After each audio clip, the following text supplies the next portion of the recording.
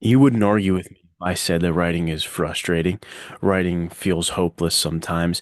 Writing feels downright impossible sometimes. Trust me, I've been there and I've done that. I know the feeling. And I want to ask this question to you.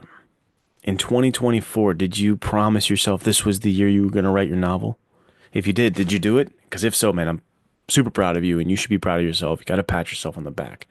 But it is New Year's Eve and some of us didn't make that happen. We told ourselves, all right, this is the year I'm going to get this book written, and it didn't happen. No judgment. I've been this guy over and over and over. I was this guy starting drafts, then giving up. Starting drafts, knowing, guaranteeing myself, man, this is the one. I'm gonna write this one. This is the one. Then shiny new idea syndrome comes in, and I'm off to the races with a different draft. And I'm halfway through, and then I give up. And I'm halfway through, and I give up. Has this been you? I mean, how many words, how many pages did you get into it the last time before you gave up? That's what we need to talk about today. We gotta stop doing that. Gotta get you to see things through. You gotta get yourself to see the book to the end. All right? So let's talk about this first point. I'm gonna be absolutely lightning fast with this first point because it's generic. I mean, people have heard it, people have talked about it. Everyone knows this one, but I have to say it. And that is that motivation is not the sustainable fuel to get you through a book. It's discipline. Be very quick, right? Motivation, like this, up, down, side to side, shiny new idea. Ooh, ooh, ooh. You cannot rely on it. Discipline is showing up, doing what you say you're going to do. So start to get process goals, not product goals, not, oh, I want to write this book. Because when you say, I'm going to write this book, people get in their head all of this information like, oh, I have to, how's it going to get published one day? Do I have to get an agent? Do I have to get a publishing deal? What is self-public like? What kind of marketing strategies? We bog all that down. We shove all of that into this goal of I want to write a book. We put all of that subconsciously on ourselves and it bogs us down. So I need you to relax, drop that, get rid of that, and just have a process goal of I'm going to write 5 days a week, or I want to write 1,000 words a day. Whatever it is for you, make that goal, that process goal, and stick to it. Be disciplined about it. Be a professional. Show up. The next point I want to talk about it comes from my background in counseling. I'm a counselor, and I love existential psychotherapy. And there's an idea in existentialism that's kind of broke through the mainstream, and that's talking about people's why, right? You've heard this. What's your why? Understanding the meaning behind why you want to write this book, it can be very powerful.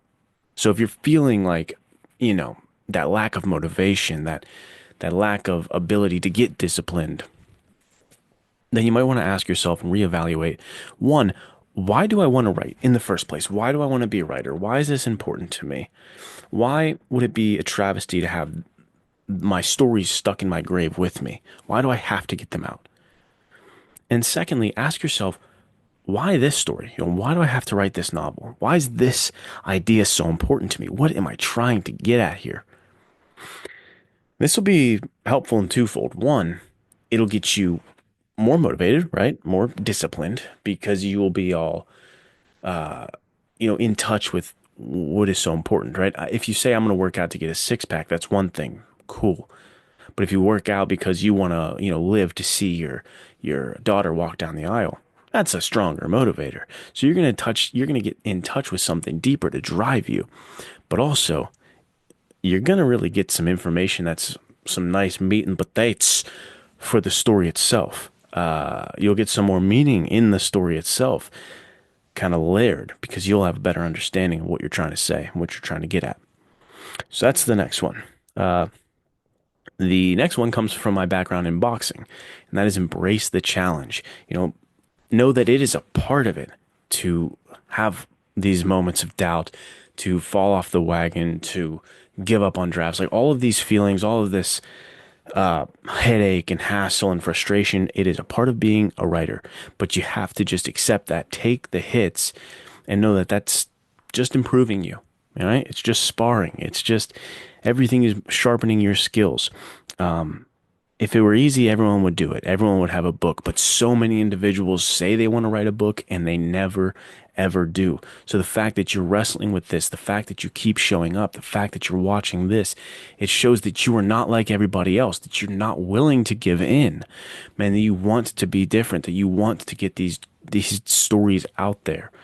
And that's admirable. So acknowledge the fact that these are good struggles to have. You're in a good fight and you're on the path to being who you should be. And that's pretty awesome.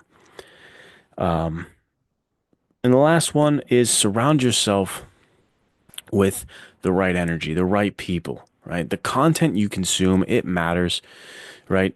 Think about it like the algorithm. If I go on YouTube here, or if I go on Instagram, whatever, and I watch just cat video after cat video after cat video, the algorithm's gonna start playing me more cat videos, and I'm gonna get cat video it out, man.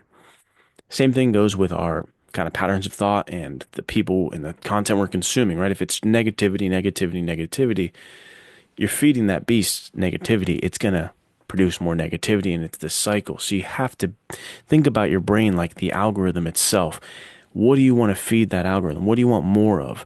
You got to let that in. Be around positive individuals, uplifting, supportive individuals. Get a writing partner in 2025. Get into a writing community in 2025. Connect with people. This is not a lone wolf isolated thing. This is not a an individual sport here, writing a book. So that's my last piece of advice here in this video. And who am I, right? Who am I to give advice? This is a perspective. Keep writing, keep fighting. I hope 2025 is your best year yet for writing. All right, guys, take care.